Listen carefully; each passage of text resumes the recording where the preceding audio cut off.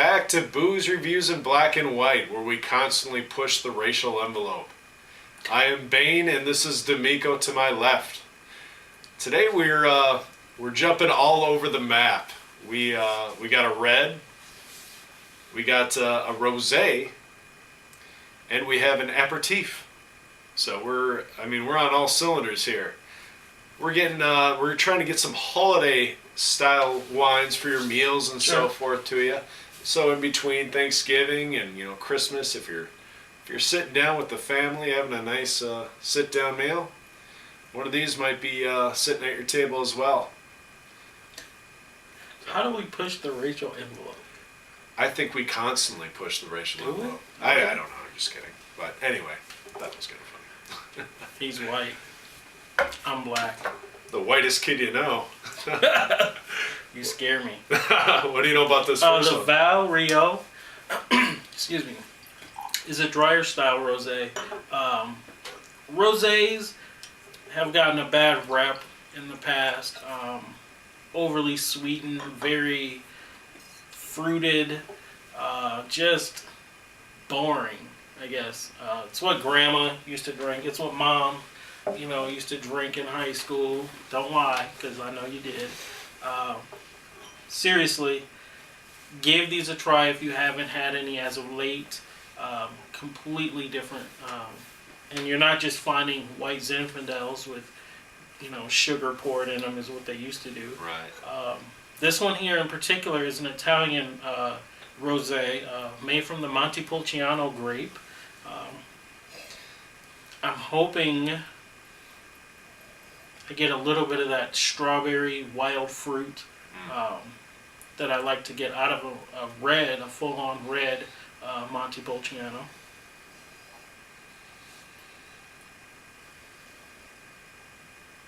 And just in case you guys don't know,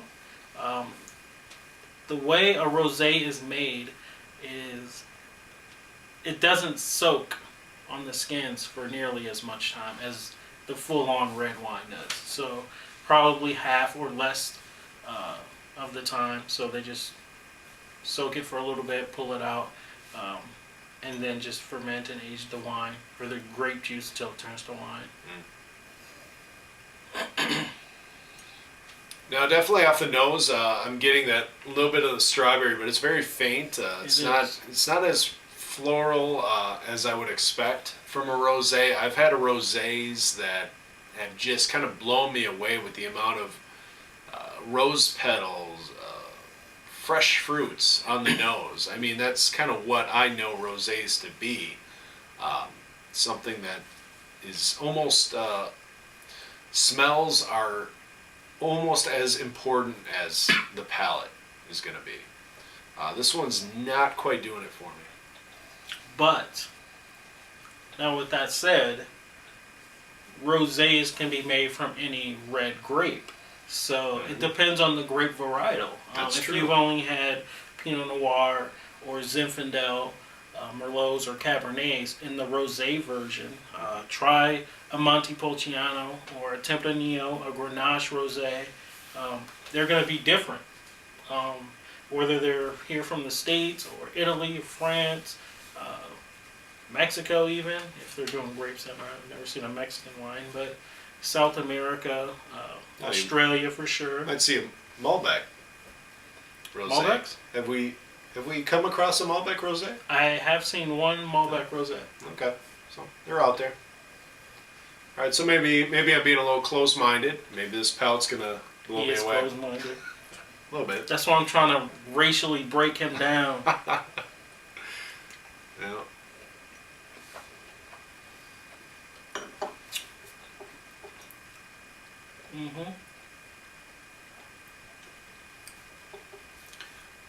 Dry rosé, it's definitely getting there. It's not going to be the driest I've had, but definitely dry. It's got a lot of good characters to it. I'm getting the strawberry. That's big. Just to tell you real quick before we move on that this guy is going to be 12.5 alcohol by volume. Sure. Percent alcohol by volume. Easy drinking. And during a holiday party, I'm sure it can get you into a lot of trouble if you're pounding this stuff fast. Yeah, strawberries, a little bit of that rhubarb, the tanginess, um,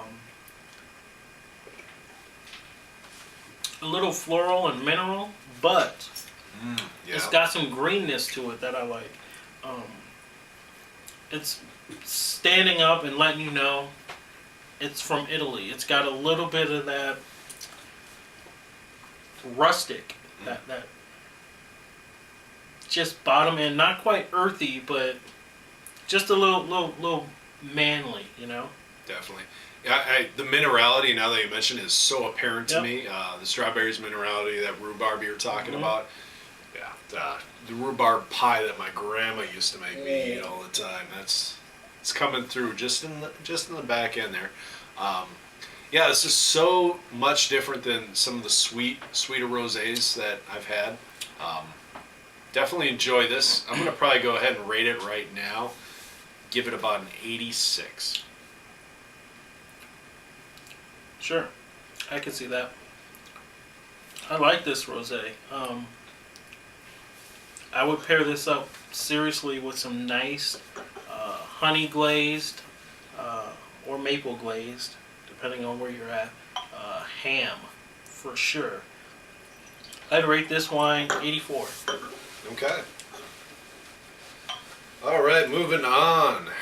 We have Saracina Syrah. This is going to be a 2007. Just released recently. This is going to be Sonoma Coast, Mendocino County. And the main thing to think about here is we're talking about northern part of Sonoma area, and you're talking about a better deal. Land is cheaper up there. Everything in general is less expensive than the counterparts to the south. So I'm hoping this is going to be kind of a diamond in the rough. Average price on this is going to be around $30. I think we picked it up at about 35. What do you know anything else about this guy? I don't. Let's find I out. love Syrah. Yeah. Okay. On the nose. Please bear with me. I want to hear this. Black fruit, but the fruit is not up front. Okay. Yeah, I Um, can see that. You go to the meat market or the butcher shop and you ask your butcher for high quality smoked, hickory smoked, thick cut bacon. Actually, thick cut pepper bacon. Yep.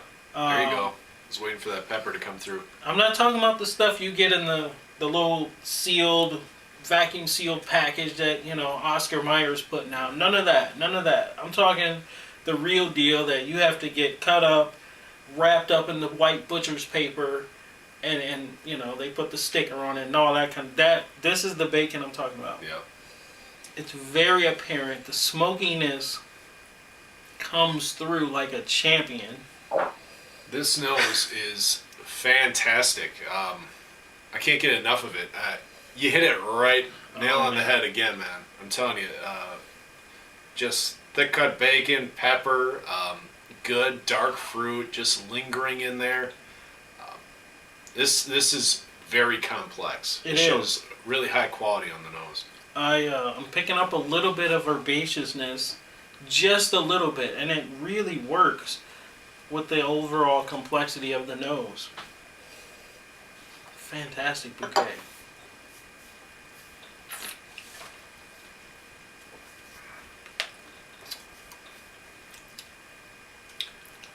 Now this is not as jammy as I would expect. A little bit on the drier side.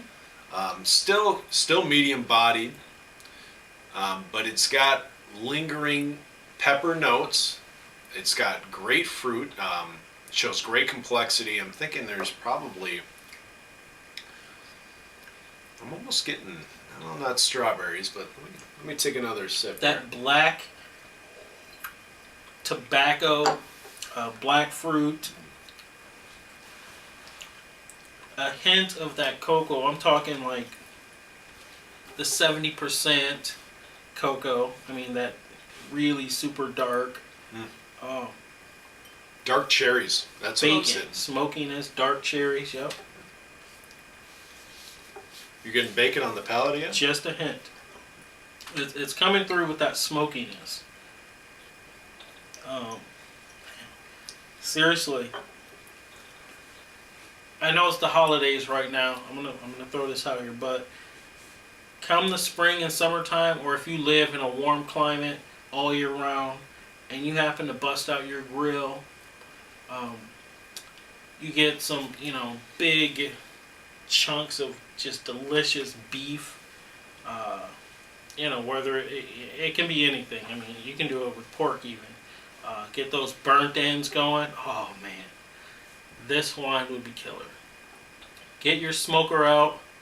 Go find this wine for sure, and make an evening of it.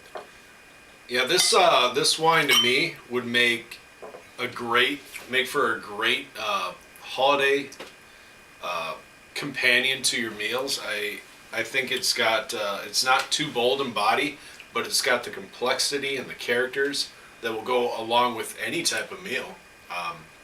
I could see it standing up to and not overpowering like a turkey, a roasted chicken, but any type of heavy meats too. I think it would probably add a faint helping to it. Work really well with it. I agree. So what are you going to rate this thing? Oh man. Oh man.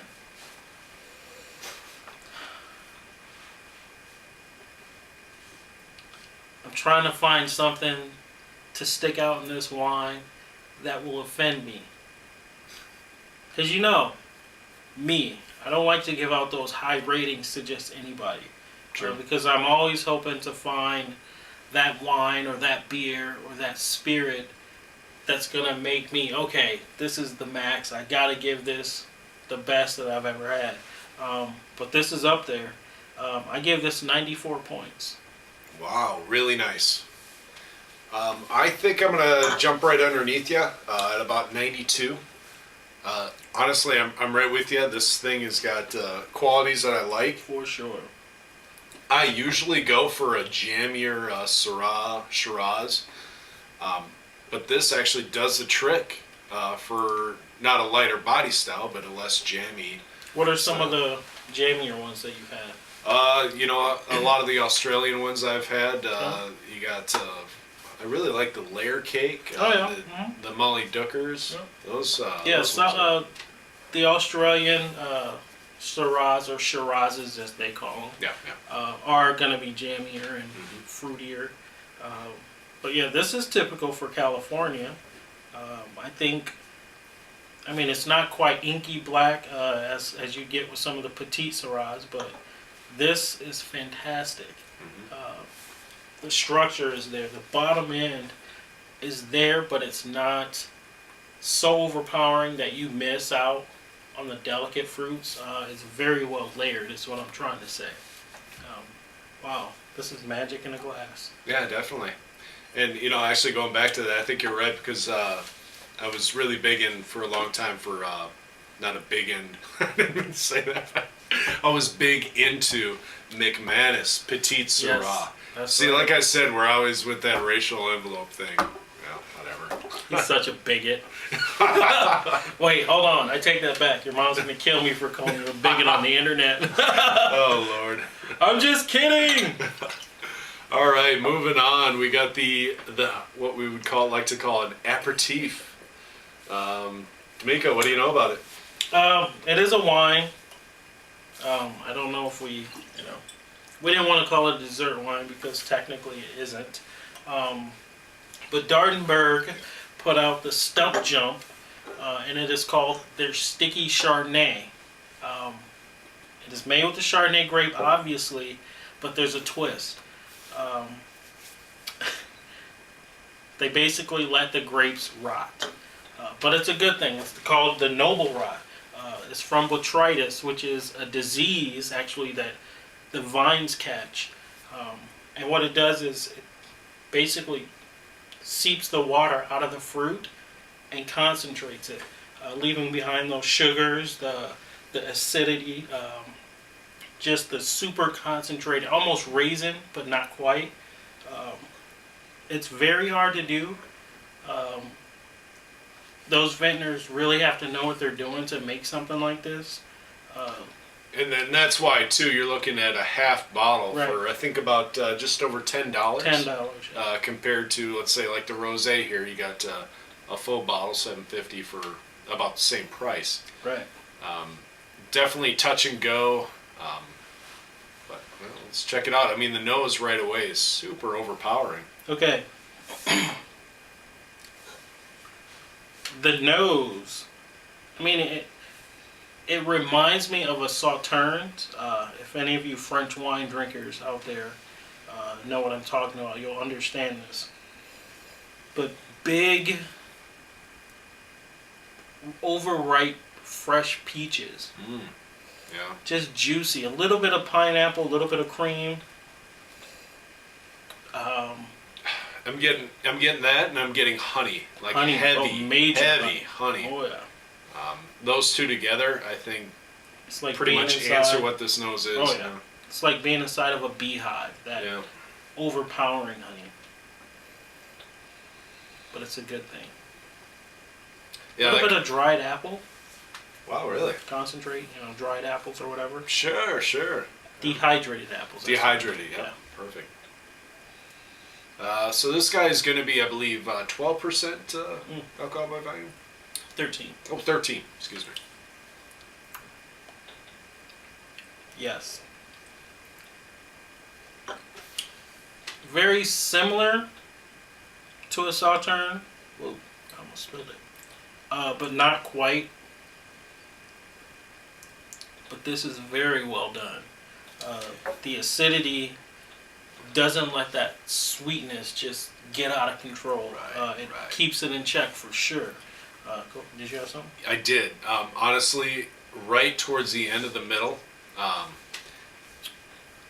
had the sweetness just turn off on me, and what I got was the raisin box. Yep. I mean, just Raisins. Absolutely. And actually a little bit of like the kind of not like the brown spice, but you get like a little bit of that little spiciness or something at the finish too. Very, very interesting finish. I think the beginning is, I mean, overpowering. You got what, the 2% plus milk Oh yeah. consistency this going is- on. Yeah. It's thick. It's very thick. But yeah, it shuts off kind of nicely. It gives you a whole different feel. The wine is, it's like two faces. It's got two different faces, and it shows you both of them. I was talking to a wine distributor actually today, and he talked about cheeses, pairing cheeses, rich, fatty, heavy, rich, creamy cheeses with this wine, and seriously, all day long. Salted meats, prosciuttos and salamis and pepperonis, with brie and camemberts. And you could even do some blue cheeses, some roqueforts and whatnot. Oh, definitely. That tanginess with the sweetness. Mm-hmm. Oh man, that would be delicious. You could do it with fresh fruit, sliced pears, sliced apples. Oh man, you can do all kinds of stuff with this. You know what just came to mind when I'm you said getting happy. salt? Oh. I was thinking the chocolate chip cookies with the sea salt in it. That Oh, yeah. just zipped into my head. Definitely. Nice wine. Tell you what, I'm going to probably put it at, I'm thinking 84, but give me a second on that.